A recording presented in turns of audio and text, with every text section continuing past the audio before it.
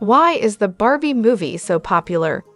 The Barbie movie is a huge hit, not just with critics, but also with the audiences, especially young audiences.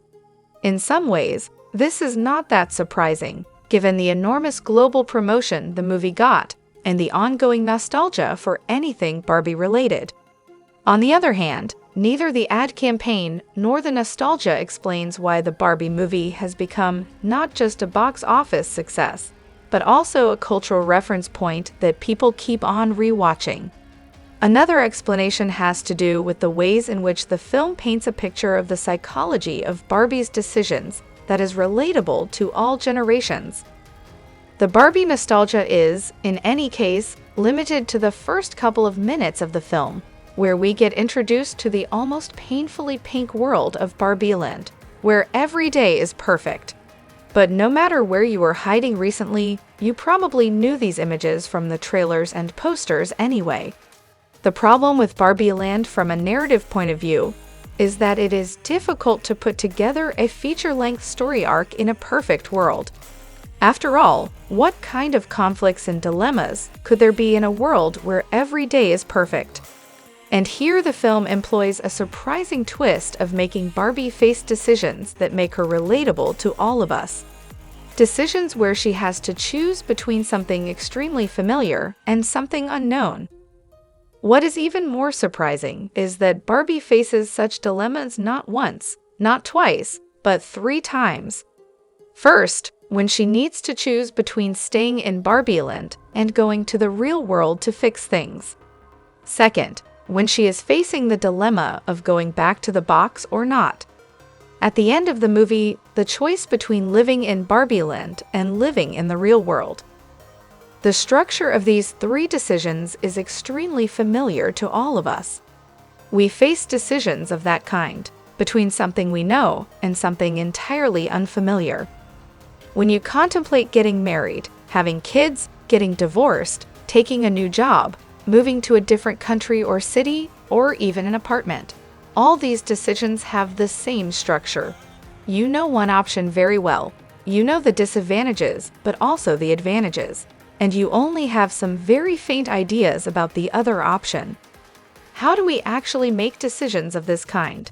Here, we have a fair amount of findings in the psychology of decision-making, and they all point in the same direction. Given that we have no firm information about one of these options, it is imagination that plays a significant role in these decisions. You imagine yourself in your new job in an unknown country and see how that feels. Of course, imagination is not a particularly reliable guide to how things actually are, which makes these decisions not exactly rational. But rationality is not the point of these decisions either.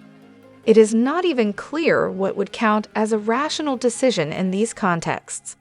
When we make these decisions, we imagine our future selves in these situations, but the future self is, to a large extent, the product of exactly the decision we are making now. In some of the most important decisions we make, there is no right or wrong decision. These decisions mold your future self.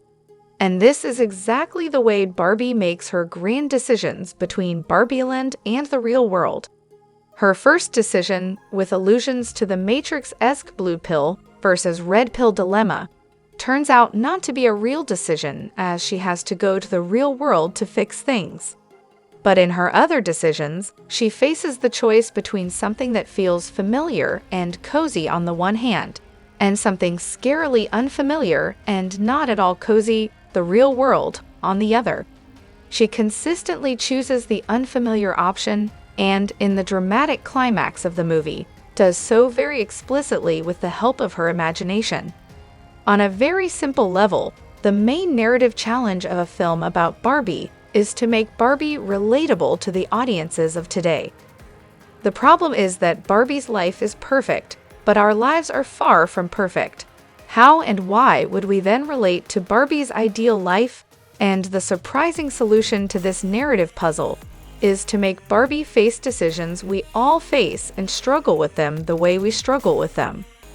This psychological complexity may not be what many spectators went to see this movie for, but this is a big part of what makes this film an unlikely audience favorite.